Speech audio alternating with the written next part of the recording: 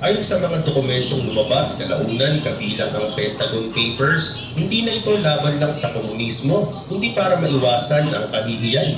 Pagsapit ng simula ng 1966, 2,344 na Amerikano na ang napatay. May 200,000 sundalo na nakadeploy sa Vietnam at paparami pa. Kontrolado na ng Vietcong ang 3/4 ng Rural South. Dumadaloy ang armas at supply sa Ho Chi Minh Trail, isang network ng 12,000 milya ng paikot-ikot na daan sa gitna ng Laos at Cambodia. Inisip ng mga Amerikano kung sisirain ng gusto ang trail, mapuputol ang lakas ng kalaban. Kaya 3 milyong tonelada ng bomba ang ibinagsak sa bahagi ng Laos pa lang. 1 milyong tonelada na mas marami kaysa sa pinagsamang binagsak sa Germany at Japan noong World War II. Habang tumatagal ang buwan at taon, pataas ng pataas ang bilang ng patay. Sinasabi sa mga Amerikano, 10 ang kalabang napapatay kapalit ng isang Amerikano.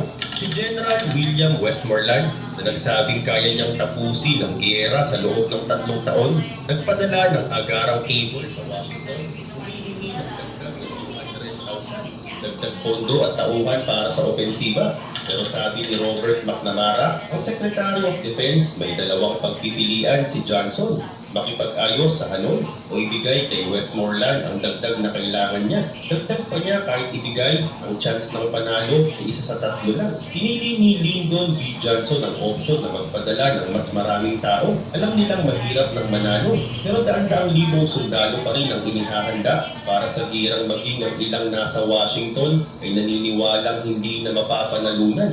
Hindi lamang tao ang kalaban, ng mga sundalo ang napakataas na elephant grass, mga thorny plant at bamboo na aabot ng 20 metro ang taas. Sa sobrang siksik ng gubat, 1 oras para makausad ng 100 talampakan lang.